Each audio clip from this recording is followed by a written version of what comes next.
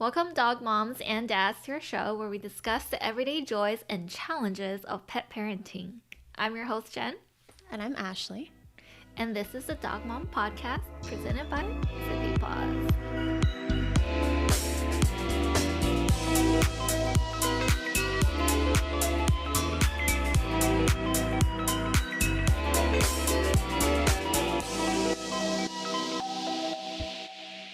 Can we just talk about how I'm not wearing black today, too? I feel like this is a first. This is notable for me. Just throwing that out. Welcome to the Pink Club. Oh, that's right. You're wearing pink, too. We match. I mean, it's a blush. I mean, it's That a matches, mauve, too, right? Right? So, It matches. For National Drink Wine Day. National Drink Wine Day. It's on brand. I'm excited for today. I'm really excited for our too. guest today. This is one it's been in the works for a little while, and we didn't brave the winter storms, but our guest braved the winter storms to be here today. So I'm super excited. Yeah, do you want to tell us a little bit more about who our guest is? Well, I'll probably let her give the official rundown, but chances are, if you watch certain shows on Netflix, cough, queer eye, cough, cough, you've seen her dog. Interesting. We have Bruley's mom on today, also known as Michelle Silva. All right, let's get into it. Yeah, let's bring her in. All right, guys. So she has traveled the world. She is a producer behind some of your favorite TV shows. Hello, Queer Eye, we see you. More importantly, she is a dog mom and a rescue advocate. And we are so excited to welcome Michelle Silva to Dog Mom Podcast. Hi. Hi, guys. I am really happy to be here. Dogs are pretty much my favorite thing. So We are anytime somebody wants to talk about dogs, let's do it. right. We are stoked. ZippyPaws was a fan of Bruley for the longest time. Literal, I don't know if our company's a boy or a girl, but I'm going to say fangirling over one of your first pups. And Gender neutral. Gender neutral. There you go. Everyone is welcome. Yeah. But you've actually managed to do, in my opinion, one of the hardest things there is. And you channeled the anguish of losing Bruley, your heart dog, into a rescue effort that I would venture to say is definitely worthy of his legacy. Oh, thank you. It was a total accident. I've been very open about Bruley. Bruley was a pet store puppy. I know you could come at me with the pitchforks. It's a long, long time ago, 12 or 13 years ago at this point. And I got him at a pet store in New York. And I always felt a little bit guilty about that because I feel like I got lucky. Bruley was pretty healthy throughout his life. And, people would ask where I get him and what breeder. And I would whisper like, oh, pet store, don't do that. And then, I was always like sort of envious of the rescue dogs, but I never thought you could rescue bulldogs. You just hear bulldogs, like they already have health problems as is. And if you have to rescue one, it's going to have health problems and skin problems and whatnot. And then I found road dogs.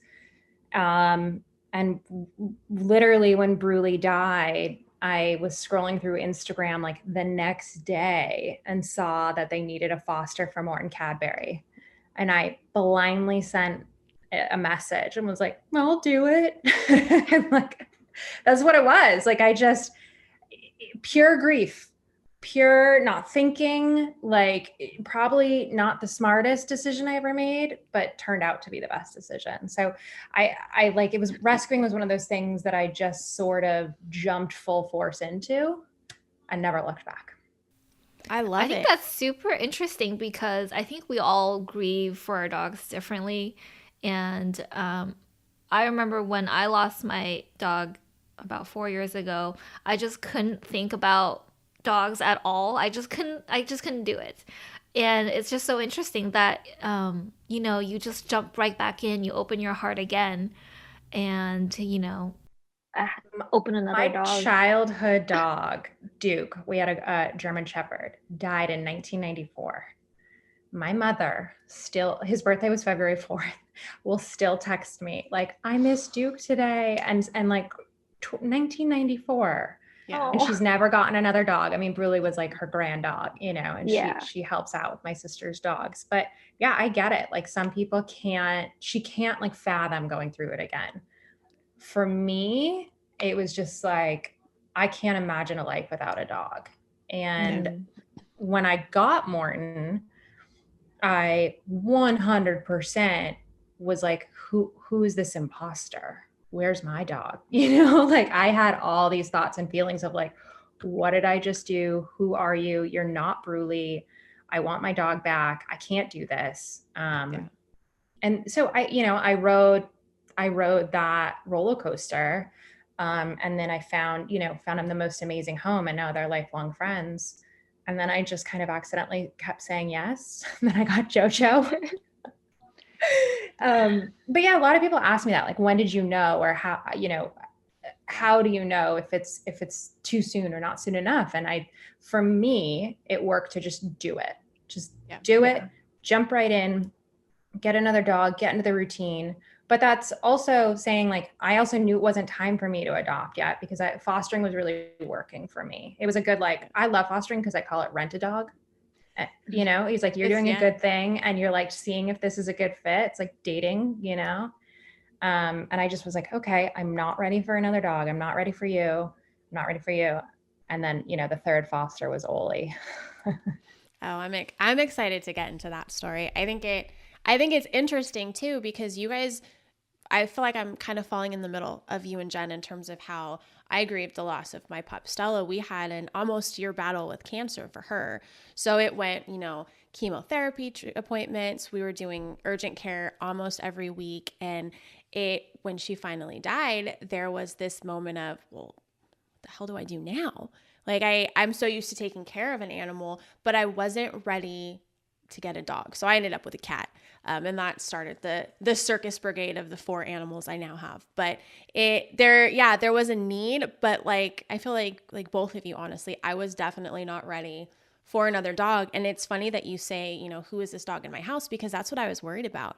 Even when I adopted Bjorn, my puppy, or my dog now, that was years and years later. And I was still worried, like, am I going to like this dog? Am I going to just compare him to Stella? And, and to your point, like, when you find the right dog, everything works out the way it's supposed to. Yeah. I mean, even down to like, you poop funny. Like, these aren't Bruley's poops. I don't like pick up your poop. Yeah. Yeah. Or like your breath smells different. And it's there. I think we get into this routine with one dog and we forget that not every dog is the same. And that's the beauty of it though, too. It's sad, but it's also the beauty of it. And even when I had Oli, it took me a couple months before I was like, oh, I love you. And I love you in like in a totally different way. And I even had a good friend of mine. She was like, I kind of worried, like, I didn't want to say anything, but I wasn't sure you really liked him. And I was like, no, I always loved Oli, but it was different, and it's just so different when you lose like your soul animal, like you said. I mean, my heart dog, my soul animal. And then I loved him, but I loved him in a different way. And then it took time. It took time for me to realize, oh, I can't, your heart expands. I just love him in a completely different way as Bruley. I mean, he's a totally different dog. Yeah, and I think going through that grieving process, and getting other dogs, I think it really helps you to learn that like you can love multiple dogs, but in the beginning it seems so impossible. Like I was like, I can't get another dog because there's no way that I'm gonna love the new dog as much as I did my old dog, because we had such a connection. But then I met my fiance, or then boyfriend, now husband. Why did I call him fiance? Well done. But he brought his dog over, and it was just like love at first sight. And I really took him in. I'm stepmom, and then now we have our new puppy Birdie, and she and I are like on the same wavelength.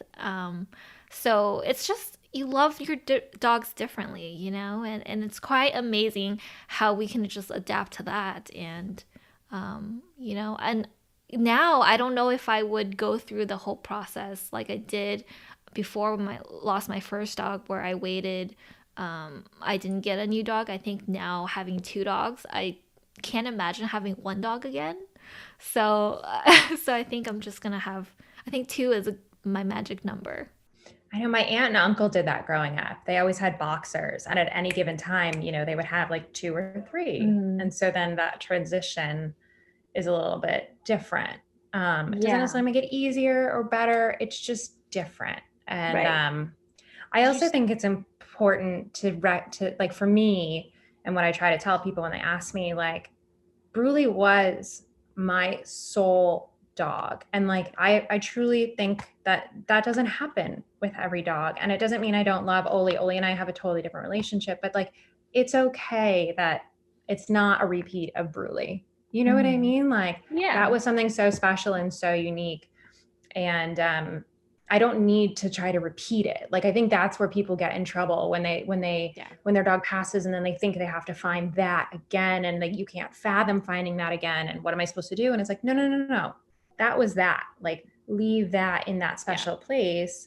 And then when you can, for me, it was 24 hours later, not necessarily the smartest or most rational thing. And for others, you know, maybe like my mom, you know, takes 30 years or something. You just open your heart a little, and you kind of find that crack where another dog sneaks in and steals your heart. So I guess for our listeners that aren't necessarily familiar with your story, I would love to have you, you know, share a little bit more about yourself, about Bruley, who we just keep talking about. And then we kind of already started delving into your newest pup, but tell them everything. Sure. Well, I'm a TV producer. I work primarily in unscripted, which is a fancy way of saying reality television. I worked on all sorts of shows. I was with ABC for years. I was very close to the Bachelor franchise. I've done Dancing with the Stars. I'm doing a show right now for National Geographic with Bobby Bones that just got announced. But I worked on a little show called Queer Eye. I did the Kansas City seasons, which were seasons 3 and 4. And I live in LA. And when I got the call for the job, they said, you know, are you willing to go to Kansas City for 5 months? And I said, yes, I'm bringing my dog. Normally we don't get to bring our dogs on the road, but Bruley was 9, I think, at that point. And I didn't want to be away from him for 5 months. So I packed up my car. I drove east, I almost said west, east to Kansas City. Actually with my best friend, Alan, who is also a producer and also has a French Bulldog. So little known secret, there were 2 French Bulldogs on that set. I love it. Steve, he was a brindle. Anyway, so I started bringing Bruley to work. And the next thing I knew, he wandered into the loft, and Jen Lane, our executive producer, said, I'm putting him in the show. Are you okay with that? I love it. Yeah. So it was kind of a new little fun twist to the show that he became the loft dog. And, you know, Bruley was not a trained set dog. So there are episodes that he appears in more, and there's episodes where he appears in less, because it truly was like, if he was in the mood, he would walk in. On top of not being a trained set dog, he's a French Bulldog with a lot of attitude. So he would wander in and out of scenes. It would depend if the guys were holding food in their hands, you know, he'd be around more. He'd fart a lot. He'd shed a lot, and art department would have to come in and like clean the couch. And, you know, I'd get like, Michelle, like, you got to keep Bruley off the couch. I'm like, tell him that. Yeah. Like, I don't know what you think I'm going to do. Yeah. And so so we shot 2 seasons, and then all of a sudden, little Brewman was on Netflix. My little baby became a star. I love those scenes. He was so cute. He was the best. And so I started an Instagram account. It was actually Karamo. We were shooting a scene one day, and he's like, you know, you're going to have to start an Instagram. Like, and I don't know. I'm so behind the scenes, and I was so focused on my job. I was like, really? You think people will follow him? And then, that first weekend the show premiered, I think it was like, wouldn't it be fun if we had like 10,000 followers by the end of the weekend? And I think we were at like 50. Oh my gosh. That's crazy. Yeah.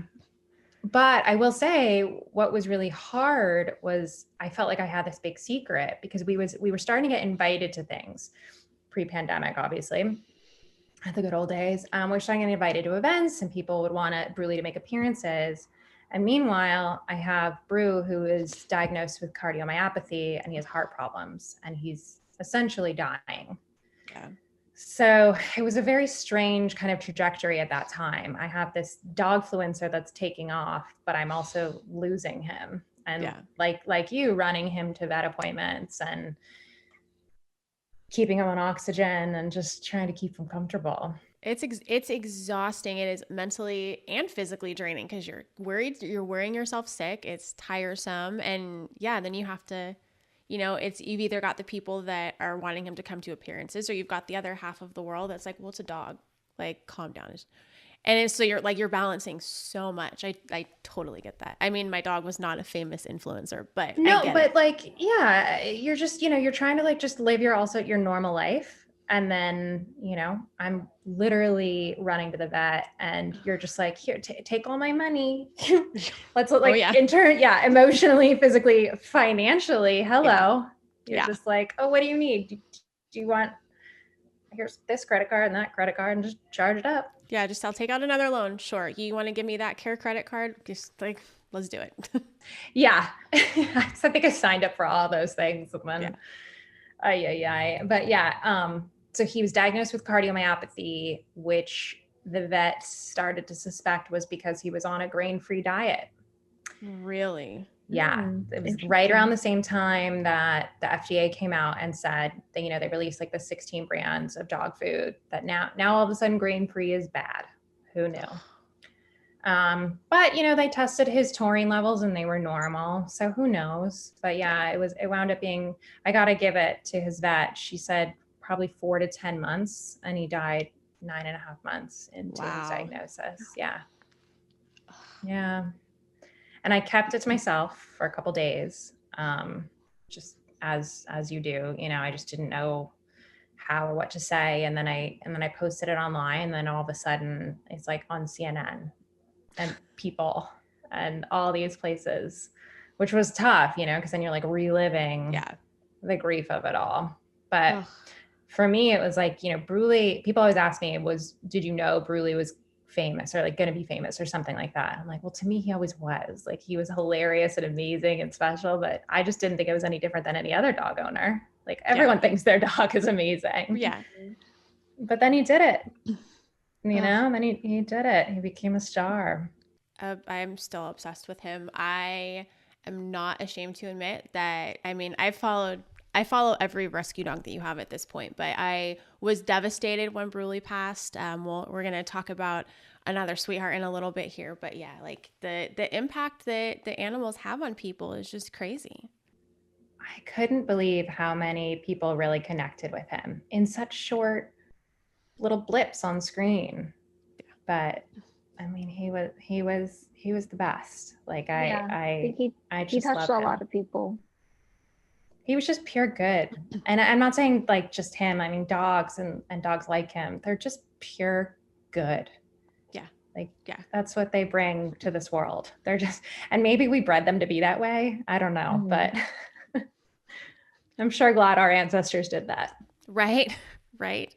So you have a new pup though. So you are I don't want to say still a dog mom. I feel like you're always a dog mom, even if you've lost a pup, but you are a new dog mom once again. Yes. So Bruley passed away in September of, oh my gosh, is it 2018 at this? No, 2019.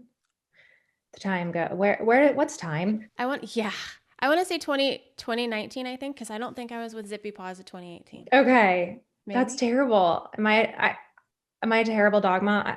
To me, I'm just, I don't even know. Where's this? It was March yesterday. It's March again tomorrow. Like this last year has thrown everything. I do that with when Stella passed, and I have to think about it in relation to when I met Nico, because I didn't have her when I was with him. And I was like, okay, wait, we've been together for this long. So I mean, you're not a bad dog mom. Yeah. September 28th. I mean, that I remember. That day I'll never forget. September 28th, 2019. Yeah. So, okay. 2 days later, I got Morty, fostered him for a couple weeks. Then I got Jojo, fostered him for a couple weeks. And then my third foster, Brew Crew number 3, was this little black and white Frenchie that came from China, from the meat trade. So Road Dogs also partners with the Slaughterhouse Survivors. They are these incredible women that live and work in China and run a dog rescue in China. rescuing dogs from the meat trade. And they partner with rescues all around the US, a couple in Europe, I think Canada as well. Don't quote me on that. But and the rescues here sponsor the dogs and they get them over here. So my boyfriend and I said yes to our third foster. We went to LAX. You know, you wait, it's the cutest thing. They bring them out on these crates and they've been in there for, 24 to 36 hours or something. That seems so inhumane. But then when you think about the big picture, it's amazing. And they just they opened the little crate and this little black and white weird Frenchie came out smelling like poop. And his name was Charlie Blue at the time. And we brought him home and we, I was not, like I said, I was not going into this thinking I'm going to adopt. I was still grieving Bruley. I was helping out with fostering. I was getting my toes wet again. And I mean, we just fell head over heels for him. He's the weirdest little thing we've ever seen. He started playing with this avocado toy that we love very much that somebody sent us. And so I popped in avocado into Google Translate into Chinese, and it sounds something like Oli, which I have since asked a lot of friends that speak both Cantonese and Mandarin, and they're like, that's not a thing. That's not the word at all. Google, you're wrong. But we thought it was cute. So that's where his name Oli comes from. No. Oh my God. That's very cute. I love that. But story. I know I don't speak Cantonese, but I know in Mandarin, that's not what avocado is. No. Mandarin. I almost want to play it for you guys because I swear I'm not crazy. I'm going to find it. Google Translate. I love it. I feel like now we have some teeny tiny little connection to him. I love it. Okay. Avocado. Oh, I know what it is. It's a different word. It's a different name for avocado. It means alligator pear. Cause it kind of is the skin is like an alligator, and the shape of it is like a pear. So it's called Li. See? Yes. So you're not crazy. You're not crazy. We thought it was avocado. We trusted this little known company called Google. You're not wrong. This is absolutely 100% correct because there's different names for the same. Wait, you said thing, alligator right? Pear. I named my dog Alligator Pear. Yes, that's the direct translation. That's my new favorite story ever. Do you hear it? Yeah. Okay. Yes. Yeah. Oli. Well, that tracks that he's an alligator pear. He's an alligator pear. You can call him that now. He is the strangest, weirdest. I can't even pretend that he is halfway normal. He's just a little off. Alligator pear. That's my new favorite alligator thing. Pear. That's what you think. You thought you were getting an avocado and you got an alligator pear. That's what happened. I thought I was getting a French bulldog and I got an Oli. Oh my gosh, that's amazing.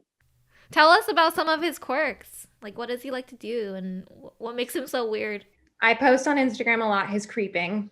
So he creeps online. We spend part-time at the beach. We have a beach house. And thanks to the pandemic, we've been able to spend a lot of time there. And so when he sees a dog, big, small, large, anything intimidating, he gets real low and he starts army crawling and he creeps. But the funny thing is he'll do it when he's 100 yards away. The dogs don't even see him. He's alone on the beach and he just gets real low and starts creeping like no one sees him. Oh my God. Amazing. You're like, bro, everyone sees you. And a lot of times other dogs will just look at him and be like, what? What's he doing? Yeah,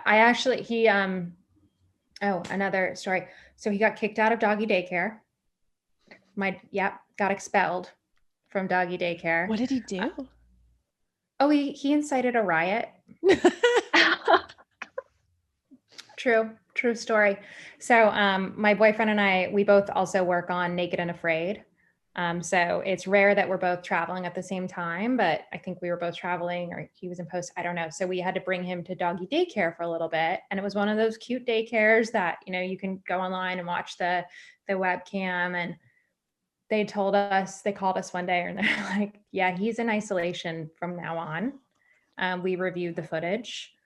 Oh He my incited a gosh. riot.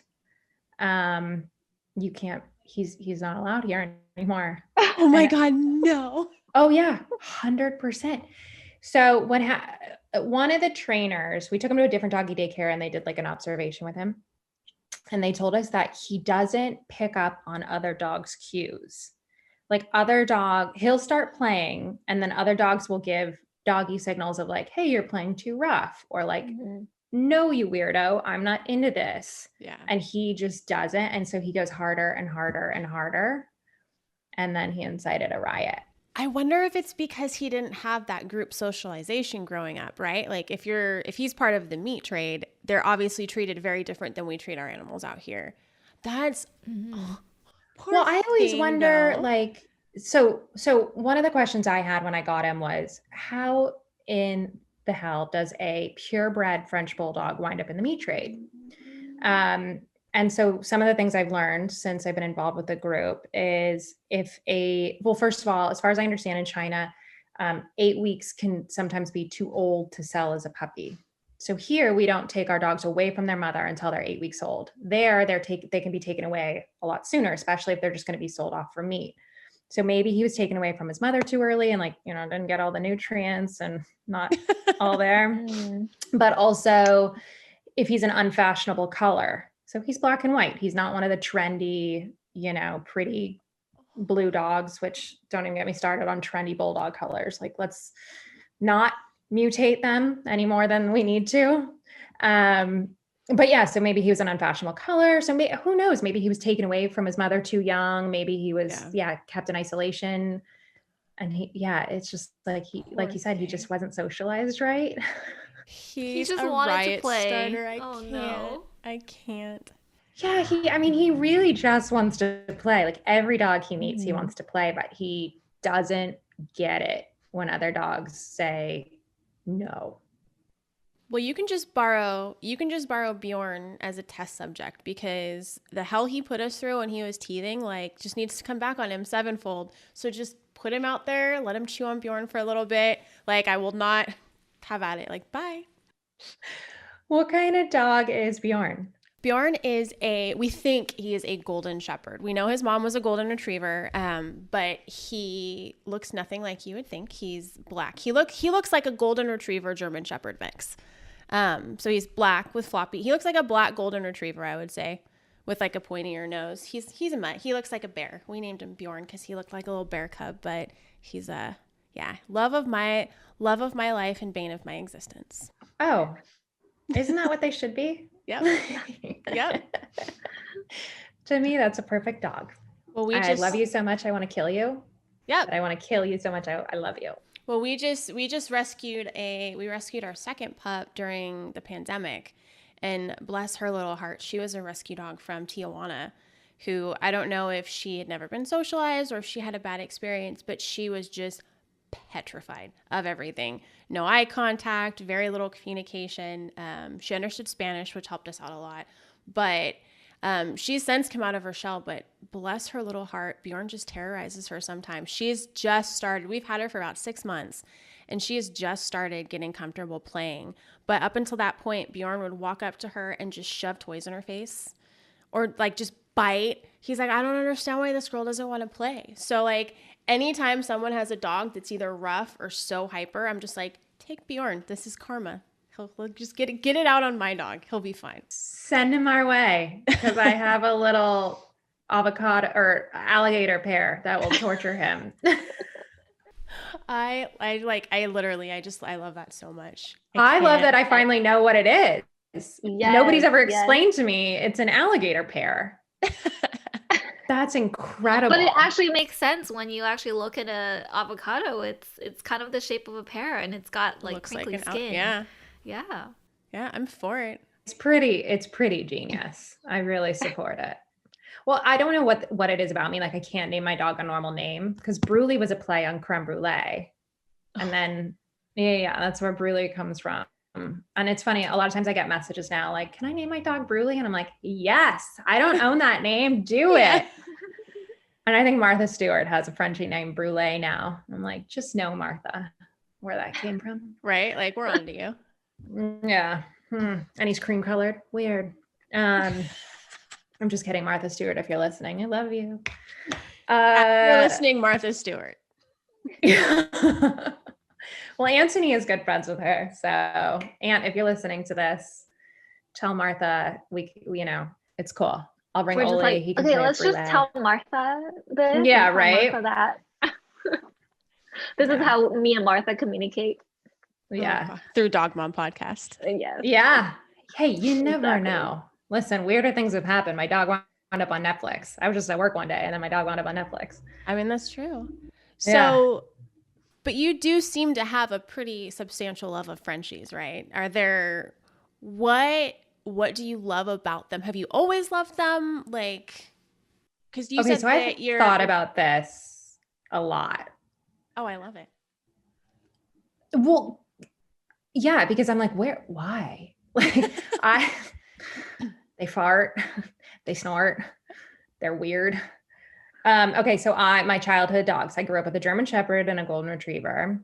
My grandparents always had Boston Terriers. So I feel like that's probably where I got like the first, snorty dog experience. And then I went to NYU and I was living in New York City. I think I always had a thing for English bulldogs growing up. I don't know. I just thought they were super cute. Had no experience with them.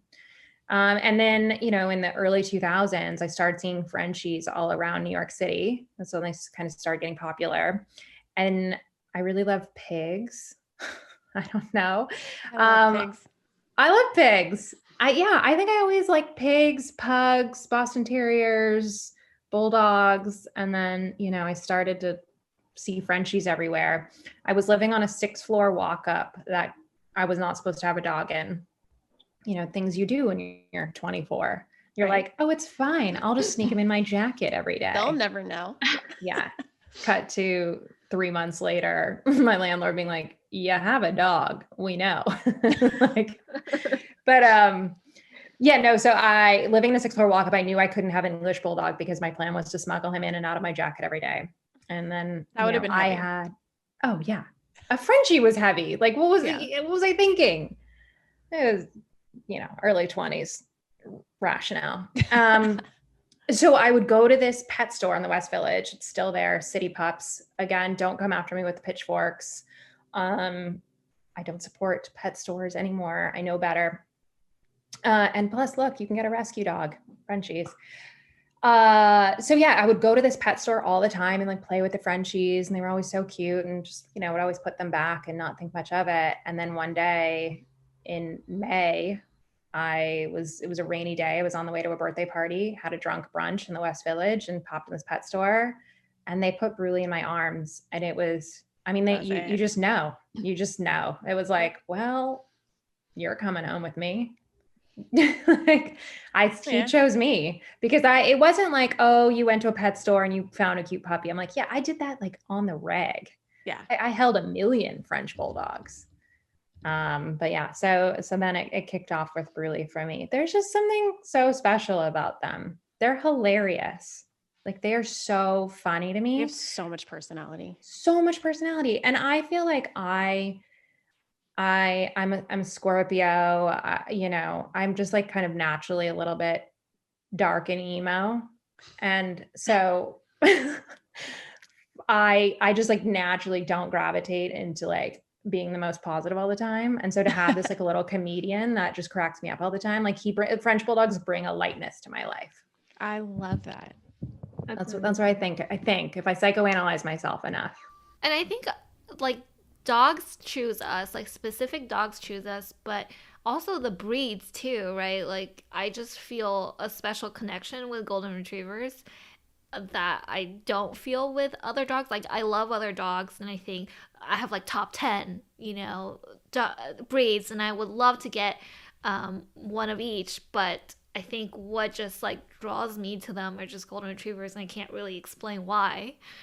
They just do. So I thought after Bruley died, there was no way I was going to be able to have another Frenchie. It was like, that was it. He's one of a kind. I'm done. And then when he died, I was like, I can't not have a French bulldog. I can't be walking down the street and see French bulldogs and be like, oh, I was a French bulldog owner. No. That's true. Am a French bulldog owner. I am the French bulldog owner. but I'm so with you. Like I have top 10 breeds. Would I love to have a Saint Bernard? Yes. Do I live in the Swiss Alps?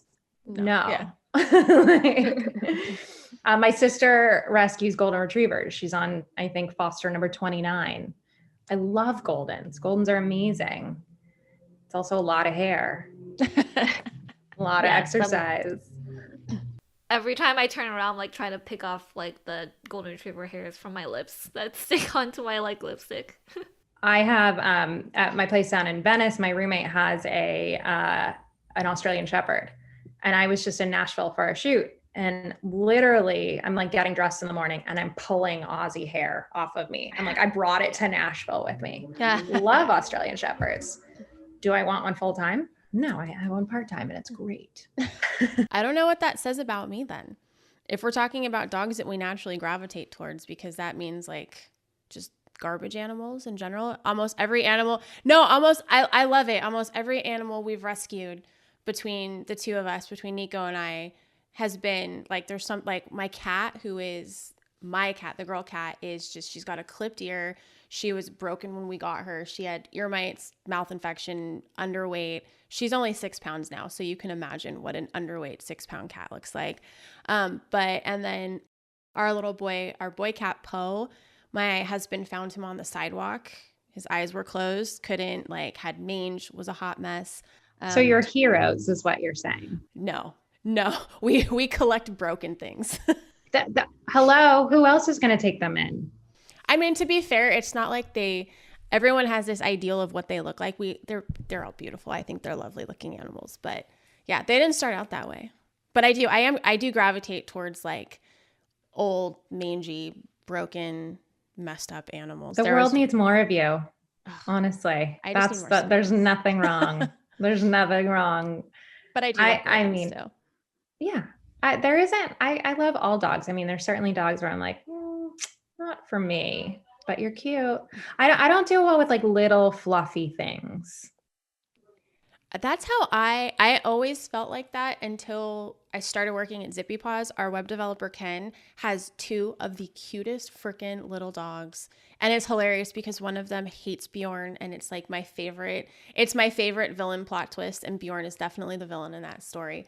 But I think they're probably 2 of the only really small dogs. We have a couple in our office that I've had really good experiences with, but outside of the office, I see them outside and I'm like, oh, that's cute for a rat. One of my best friends was actually my dog walker. And she was Bruley's dog walker. And I always used to ask her, like, cause she'd have to walk big, small, little, fluffy, not fluffy. I'm like, do you just have ones that you're just like, you're not my favorite? She was like, yes, but you can't tell them that. And in the end, I do love all dogs. I would never, turn down a dog or say no to a dog. But yeah, I think we all have our favorites. And I think it says more about us than it does about them. Oh, absolutely. And for what it's worth, I know you keep apologizing. Don't feel too bad about getting him from a pet store. Like, we didn't know. A lot of people just didn't know. I think that we've all been guilty of that, and you only have to apologize if you don't learn from it, right? Like, we learned from it and we enacted change, and we actually made a change. Like, at least in I don't know if it's nationwide, but I know in California, pet stores are no longer a thing, and that's one way to decrease puppy mills, which is how I actually got my golden retriever. She was rescued from a puppy mill. But I mean, I feel like never apologize for being aware, right? Like, I don't think that makes you a bad person. I think I apologize because I did know at the time. Like, I was, it was young and dumb. Yeah, it wasn't like a secret that pet stores weren't great. And it's tough because do I think everyone who works at a pet store is evil? No. That's the other thing. Yeah. My 8th grade yearbook, it's like, what do I want to be when I grow up? I wanted to be a dolphin trainer at SeaWorld. Well, then I saw Blackfish and I'm like, oh, I can't. Yeah. That movie destroyed me. Blackfish was the worst. It's awful. I mean, it's horrific. And no, I don't support whales and dolphins in captivity now that I know. So now that I know, I don't support pet stores. And what I'm sorry for is that a lot of people were like, oh, I want a dog like Bruley. And then, they're also in New York City and they're walking by and it's kind of like, well, you did it.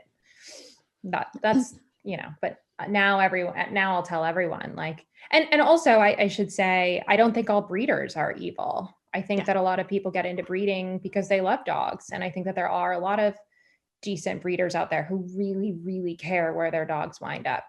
Yeah. Of course, it's a much bigger yes. And it's a much bigger conversation whether or not you believe in breeding animals at all. Yeah. But that, that's kind of more philosophical. And if you do decide you want a purebred dog and you find a responsible breeder that really vets you and you vet them, I think that's important to note too. Like it's truly, it's different strokes for different folks. As long as you're doing it responsibly, the same conversation can be said for people who are vegetarian versus people that eat meat. And it's just, as long as your heart is in the right place and you are making the smart moves for you as a person and as for your family. I mean, there are people that are allergic to dogs that really want a dog. If you need to get a golden doodle because you've got allergies, like, I'm sorry, I'm not going to demonize somebody for doing that, right? Like, it's it's a tough one, but I think it's inspirational that you are open about it and that you've learned from it and that you've essentially channeled that into the Brew Crew. And now you're like foster mom extraordinaire, which is something I could absolutely 1000% never do. I may look like it only because I, luckily have this platform, but there's people that do so much more than I do. Like, especially in the bulldog world, the foster parents that take the special needs pups, the spina bifida pups that need to have their bladders expressed 3 times a day by hand. I'm like, you would, for me, it's like one of those things where it's like, of course I would do it if it was my dog. And it came to that, we'll get to Maisie in a sec, like all the things I was doing for her, but the people that seek that out and take in the wheelchair dogs and spina bifida dogs and that, I'm like, wow, there's a special place in heaven for you guys. That's what I want to do. I want a huge farm and I want all the broken animals, all the ones with like 2 legs, like just come, I'll take you all. I'll put you in like designer collars. You'll have super like nice faux fur throws and no one will be able to tell you anything. I love it. That's one day when I am old and retired from ZippyPaws. When Jen is done with me, that's going to be my next step in life. You're never going to retire. Not until you do. I'll retire and move next door. Or we'll just all live on this compound that you're building. Yeah. Right. Huge farm. It's going to believe it. You'll have the golden retrievers on your side. I'll have the bulldogs and you'll hear my side before you see it. You'll hear the like snorting and the farting. And then we'll have all the weird wheelchair dogs. And I would say mine will have all the handicap dogs. ramps. Oh, I love it. Well, when you guys want to move to Scandinavia and I'll get my farm in northern Sweden, that'll be the plan. It's just really cold there. I like the cold. She's weird. She likes the cold and she likes the snow. So I'll make an exception because now I have 2 people that want to go into this with me, and I'll stay in California. I'll make the tough decision to stay in California. Yeah, poor you. What jerks we are. Right. We really twisted your arm right there. Yeah, I know. I can feel it. So we've had a lot of good memories with your fosters, but I do want to get into Maisie. And I know there's a lot of good surrounding her as well, but I personally get teary-eyed thinking about her story, but I'd love to hear more about her. And I know our followers would too. Oh, Maisie Moo. Gosh, where do I even start? So yeah, I mean, we were continuing to foster. So I had a couple dogs once we adopted Oli, we had a couple dogs, Tucker and Dexter. And then I got a message with just her little picture, and it was this Merle English bulldog puppy that said she had pneumonia and asked if I want to take her in. And yes, Yes, I will take in this adorable blue-eyed Merle puppy. So I went and picked her up, and she was just a snot monster, just like green snot and crust, and her little paws were a disaster, and they were crusty. And I don't know much about where she came from. I know that she came from a breeder in Riverside. She was 9 weeks old, and she was sick. She was just really, really sick. But we took her to the vet, we kept going back to the vet, and her pneumonia started to clear up. And we had a couple weeks there where she was just so feisty and so cute. And Oli, as we've discussed, is socially awkward and is not always kind to other dogs. But he played with Maisie so well. He was a little rough with her, but she could just give it back to him. I mean, she was this like rough and tumble little bowling ball of a dog. And I think if I remember correctly, I think I've like blocked a lot of this out. I think I noticed her eye started to bulge, and she had what looked like cherry eye. And then a head tilt started, and her pneumonia wasn't clearing up. So kept taking her back to the vet. And eventually our worst fear came, and she was diagnosed with distemper. And distemper is one of those things that as a dog owner, you probably hear about because you know that your dog gets vaccinated against it. It's like parvo, distemper, there's a couple of them. And it's this, as far as I understand, this neurological virus, and it's totally preventable. She had to have been exposed to it somewhere, somehow. And it just took her piece by piece by piece. Her lungs, she never really gained her breathing ability back. And then she started to lose mobility in her hind legs. And then, she stopped. She was eating. That was the best part. She was eating really well for a long time. And so that was a good sign. And I was talking to the girls in China with slaughterhouse survivors because they deal with distemper a lot and they have a lot of success with it. And it was just kind of one of those things where it was like, if you can get her through this step, and you're trying to avoid the seizures, you're trying to avoid that. And it's tough because here in the States, or at least in my experience, vets don't really deal with distemper a lot. So every vet was just kind of like, you should put her down. You should put her down. And, this is something that a lot of dog parents go through. Most of us at some point in a dog's life, you start to weigh out, well, can she fight through this? Am I being cruel? Am I giving her a chance? I mean, it was so hard because she was a puppy. It's like, at least with Bruley, I mean, he was 10 by the end. So it's like, okay, you start to have those conversations with yourself and you're like, I'm trying, I'm not, what do I do? Do I keep going? I think there's a little bit more. With Maisie, it was like, we saw that glimmer of who she could be and who she was going to be. And the virus just took her. It just kept eating and eating away. And then we made the appointment. We were going to have a vet come because she literally got to the point where she was losing so much weight. She wasn't drinking water. She wasn't eating. She lost all mobility, front legs, back legs. She couldn't even lift her head anymore. Yeah, and at that point, you're like, I can't do this. So we made the appointment for a service to come to the house. And I went to bed that night and I told her, Maze, like, if you eat in the morning, I'm going to call off this appointment. I just need you to eat. Like, give this a little bit longer. If you tell me you have a little bit of fight in you, I will call off this appointment. So I woke up in the morning and I had like mixed a bunch of broth together and I was giving it to her in a syringe, and she took a whole bowl down. She took that bowl down, licked it, slobbered it up. I remember that story. Yeah. I called off the appointment. I called the service and I was like, don't come. This dog has fight in her. And that night she passed away in my arms, naturally. I noticed her gums were starting to go, like pale gums. She was labored breathing. And I just held her and I said, come back when you're ready. This was not the body for you. My boyfriend thinks I'm crazy. He doesn't believe in that. But that's how I felt. I just like, okay, baby girl, this was not the best go around. So I think you go find Brew and come back. I think it's a testament to so much though. And I love that you called it off, and like, I think deep down, but I love that it was with you. It was on her terms. Like, I mean, you called her a bowling ball, and I feel like she was absolutely till the end. And I remember telling my boyfriend at the time, now my husband, I remember you were posting stories and you're like, she's eating. She downed the whole food. And I was like, she's coming back. She was so stinking cute. Like, this dog, oh my, I'm not even necessarily attracted to the bulldogs, but oh my God, this dog was so freaking cute.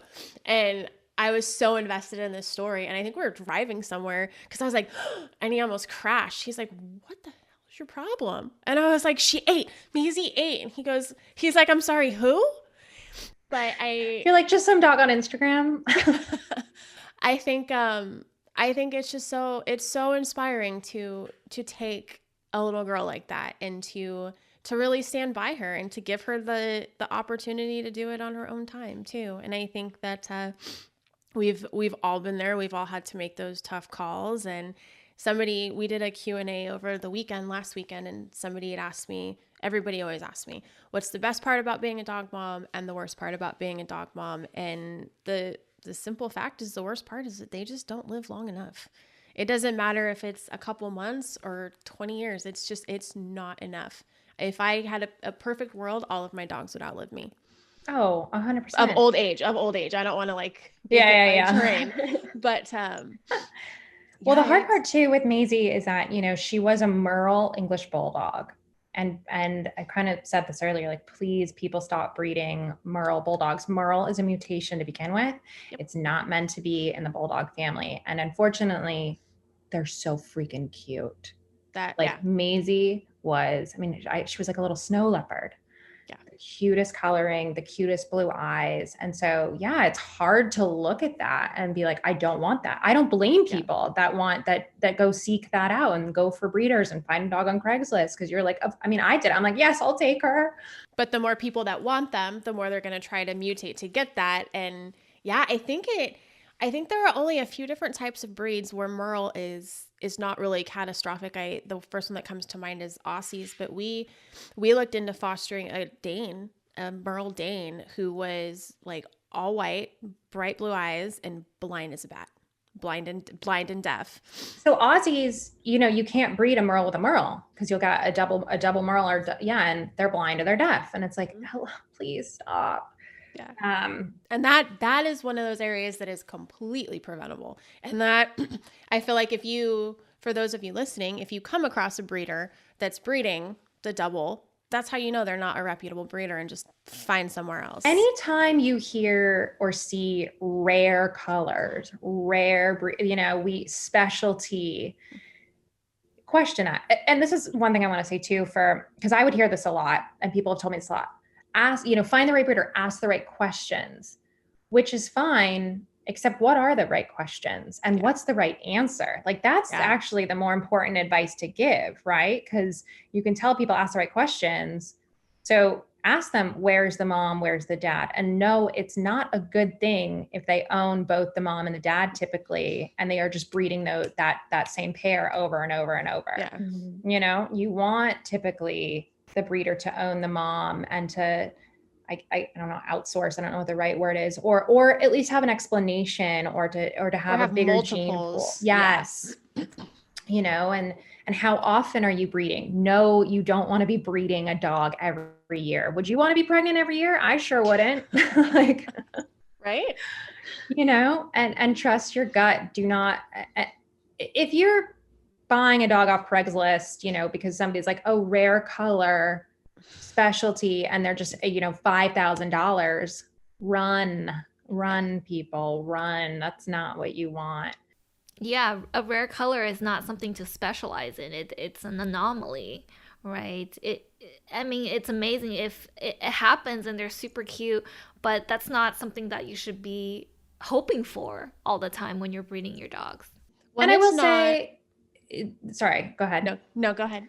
That the blue coloring, especially with bulldogs, I know is super controversial because it's not recognized by the AKC. And that's why that, you know, people say it's bad. Well, then there's that question of like, well, what is the AKC really? And what, for me, I think it's less necessarily about the color, unless it's something like Merle, where you just know that that's not great in specific breeds.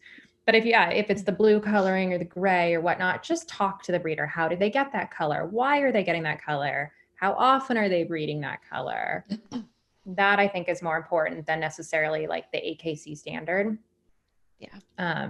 Especially like, I get it. You're not going to show most people don't show their dogs. So you're not trying to get a show dog, but still just do your research for the breed that you're interested in and figure out how they're getting that, especially if you're just going for color. And back to Maisie real quick. One of the things I question a lot was, yes, okay, she had distemper, but did she also have some sort of neurological issue? Yeah. You know, she was only 13 weeks by the time that she died. Yeah. Rare color, rare eyesight. Like, could that have been more? Well, that's what I was going to say, because and this is a weird, super out of left field comparison to make, but people get really hung up on patterns and color and eye color. And that's something that, and don't ask me how I know this, but in the reptile community, I believe it is a spider ball python. It's a certain combination that gives the snake a certain pattern, and they are notorious for being born. It's a mutation. They're not supposed to exist, but snake breeders have bred and bred and bred, and these snakes tilt. They literally actually tilt, and they twist, and they can't, because they have a neurological deficit, and it's horrid to watch. And I think there's some bizarre statistic where very few of them don't have that tilt, or, you know, if they do have it, it's very minimal. But why? But when you were telling me that she had that tilt, I was like, oh, that's bizarre, because the spider ball pythons, I believe too, are, I think, historically lighter, which is strange. I wouldn't be surprised if it was related. I do not have a snake. I will never have a snake. They're very interesting to me. I know it's a strange comparison, but no, but it's. I think I wouldn't be surprised if there is some connection. I mean, it's hard. It was hard even when I had Maisie, and before she got super sick and we were deciding whether or not we want to keep her or not. I mean, of course we were going to keep her. We fell in love with her from the moment we picked her up. But, you know, you do question, okay, I have this platform. How can I say, well, I'm allowed to have this adorable, cool Merle colored dog, but you don't, but I'm okay because I rescued it. It's a weird, tough, you know, it's so, I think that's why I find myself apologizing a lot, because, or just justifying a lot, because I recognize that I'm just as guilty of it too. I see somebody else have something super cute. Well, I want that. Oh, that's me. And I have a lot of friends that have tried to rescue dogs, and rescuing can be difficult, especially in the pandemic. You know, rescues all of a sudden are competitive. And I have friends that are going on meet and greets and not getting the dog, and you get discouraged. And I totally understand being like, well, forget this. I'm just going to go buy one. That was us. It took us like 3 different dogs to get Tova. And I mean, we're talking like we were trying to rescue a dog from Russia, and there was a waiting list, and it was a whole thing, and it's crazy. I think what people really need to understand in the rescue world, if you are willing to take a pit bull or a chihuahua, it will be much easier. If you want a purebred French bulldog and you think that you are the only one out there that is willing to rescue a pure, it's going to take time. Yeah. It's going to take time. It's going to be frustrating. I encourage you not to give up. I encourage you to keep putting in those applications,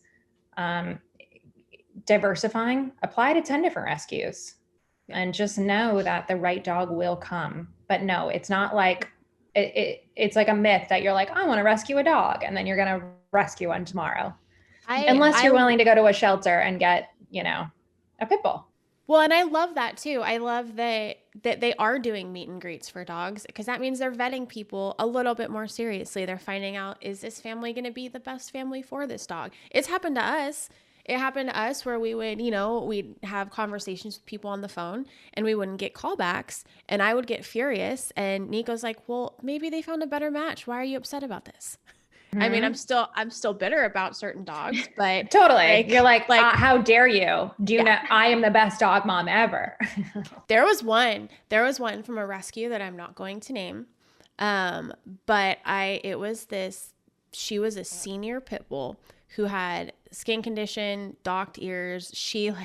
It took me months to even convince Nico, because we were technically not allowed to have pit bulls where we live, but I could not care less. And finally convinced him that this was the dog for me. I dreamt about She this was dog. a lab mix, right? She was a lab mix. She's my emotional support animal, so yes. It doesn't matter what she is. Right. No, but she just sweet old dog, and they said that they wanted her to go to a home with another dog, preferably no stairs, because she was very senior, and that was us. It was perfect. And I finally got to call, and they go, oh, you're up with one other person. This dog had been in the shelter for 10 months. They go, you're up with one other person, and they gave her to somebody else. And I'm still, to this day, I went so far, I lurked the person they gave her to, and I'm just like, this person has no other dogs. This person does not live this person has a 3-story apartment, or a 3-story penthouse condo thing. Yeah. What? Yeah. I would do have that to too. wonder. Yeah. Maybe they made a hefty donation to the rescue. Yeah. Which is a good thing. Yeah. It was something along those lines, but just, yeah. So, but to my point being, she has a wonderful, happy life, and we now have Tova. So for those of you that are listening that do get discouraged, just like Michelle was saying, hold out hope. You're going to find your perfect match, because things are just going to align the way that they should. I'm a firm believer in that. Yes, you will. You 100%. Will. And you are a good person because you want to rescue, and you will get, quote unquote, rewarded for that. You might not get it tomorrow. You might have your heart broken a couple times along the way. But you will get that dog. It might take a little bit longer than you're willing to wait, or that you think you're willing to wait, but I promise you it's worth the wait. It's like just waiting for your significant other. Totally. Same idea. The other thing now is, because I've now been involved in rescue a little bit, and I mentioned my sister, it is funny what people will put on an application. Oh yeah. I had a friend that applied for a dog recently, and, on a lot of foster applications, it says what are some reasons you would give up the dog?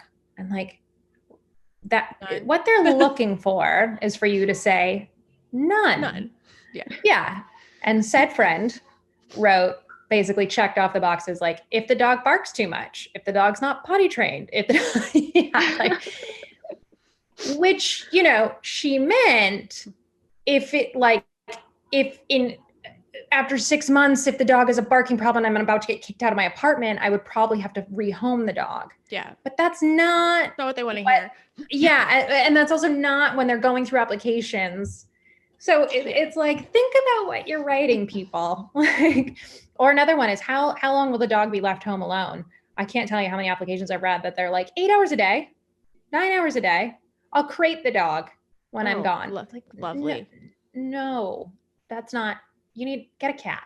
Right. I'm trying to remember what I put on the application for Tova for what, when would you give up the dog? Because I remember they laughed about it, because I think I had said something like I'll get rid of my fiance before I get rid of my dog. It's not happening. So, and I mean, it worked. Weird. You got the dog. Right. Yeah. So I think that is definitely one for myth. Listeners who, yeah. Sorry.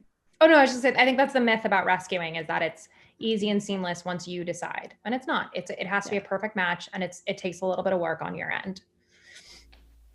Yeah, and I just wanted to say, for our listeners who want to start or look into fostering a dog, where can they go?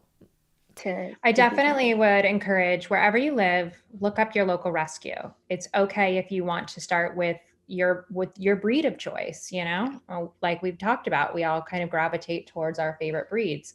So contact your local rescues, contact your local shelters, fill out that foster application. One thing that I do when I can't foster, because of my work schedule, or it's just not a good time, we just have family stuff going on and it's just too hard to take in a foster, sometimes we'll volunteer as a transport. So some dogs came in to LA and they had a foster lined up in Northern California. And my boyfriend and I just decided to make a weekend trip out of it. And we drove these pugs up to Northern California and dropped them off. And depending on the rescue, they'll pay for your gas, or they'll pay for the food. And then that way you're kind of in the system, so to speak. Mm-hmm. Like a rescue knows that they can depend on you. And a lot of rescues will have like foster listserv. So I'll get an email, every couple of days, hey, we're looking for a foster for this dog. And if you can't take it, you don't respond. If you can, you jump right in and you say yes. So I think there's so many different ways that you can kind of get involved in the dog rescue world that don't necessarily mean opening your home to 8 special needs dogs. Yeah. Right. Ashley. I only have 2. Bjorn is just mentally challenged. I don't know if he's special needs. He might be. He's special. All of our dogs are a little special. Yeah. But yeah, I think that's my favorite thing to do is just stay involved. Like just sometimes they need dogs that just, or a friend of mine used to do when the foster parent, would have to leave town for a couple weeks, you could be the foster for the foster. So you take a dog for a weekend. Yeah. There's so many different ways. Or I was writing the bios for the dogs for a while for road dogs. If you're into creative writing or if you have great web experience, I mean, rescues mostly just need their name out there. They want to generate money. They want to do fundraisers. Or even photography, I feel like sometimes rescues, the rescue photos are terrible. And you see the dog in person and you're like, you're the cutest thing ever. Heckin' cute. Yeah. Contact your local shelter. Tell them you'll come in, you'll take photos of the dogs, you'll update their bios for them. There's just so many ways to get involved that you don't even I didn't know until I was kind of immersed in the world.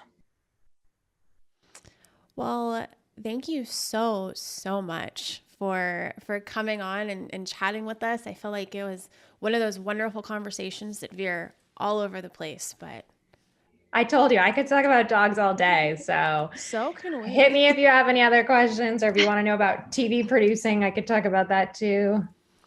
Yeah. Well, you can check out Michelle, Oli, and #BrewCrew on Instagram @Bruley. So I definitely recommend checking her out. The dog content is phenomenal. So I have one little thing to say that kind of is happening today. So I shouldn't say it. But I think I'm willing to drop it. I think we're getting a new foster this weekend. How exciting. Do you have details? We will probably not air this episode until what? I don't know if Grant's even going to be able to edit it. It'll probably go next week. So okay. If you want to share the details, I'm down. I don't know. You might have to cut this out if it doesn't happen. Okay. But I'll say this. I told Maisie to come back to me when she was ready. And I'm not saying this is Maisie coming back. However, you'll see when I get the dog, if it comes through, a lot has to happen. The dog is not in California right now. It needs to be transported in. I feel like this might be Maisie saying hello in a certain way. Oh, you gave me chills. You gave me chills. I'm so excited. You'll have to cut this out if it doesn't wind up happening. But yes, after Maisie passed away in the summer and we've taken a break of fostering, and we just decided, we needed to heal for a minute. And as of yesterday, we said yes. So we have a new little guy. He's a little boy. So we'll see. Well, thank you so much for coming on the show. We had a really, really great time talking to you. Yeah, thank you so much. And fingers crossed for the new pup. Yeah, I'm so excited. Gosh, I know. Hopefully by the time this airs, there will be many pictures of a cute new puppy. It took a minute. It took a minute to say yes again. The Maisie situation really kind of took a number out on us. It was tough. She was a tough one to lose. Yeah. So, but I could talk to you guys all day. I could talk to fellow women. You guys are amazing and incredible. And we genuinely love your toys, and we are big fans of you guys as well. Thank you. Likewise. We'll have to have you back for part 2. Definitely. maybe in person, and it can involve like margaritas and actual like, social interaction with people. Twist my arm. Let's get that Consider vaccine. my arm twisted. Yeah. Or I'll just show up in a mask and I'll just sit 6 feet away and drink my marg next to you guys. Done. All right. Well, I'll also email you the cover that we made for this episode. We had our illustrator come up with something really, really cute. So we'll share that with you, as well as any other content. If you want to share it, we'll make sure that you have access to that too. Thanks. Yeah. Thanks, guys. Yeah. And if you guys ever need help, there's anything I can assist you with or put you in contact with anyone on my end, or if you ever want to do, I love doing stuff like that, like this, and promoting dogs. So count me in for any sort of publicity on your end or anything you guys need help with. That's amazing. Thank you so much. Thank you so much. Yeah. Love it. All right. Bye. Bye, guys.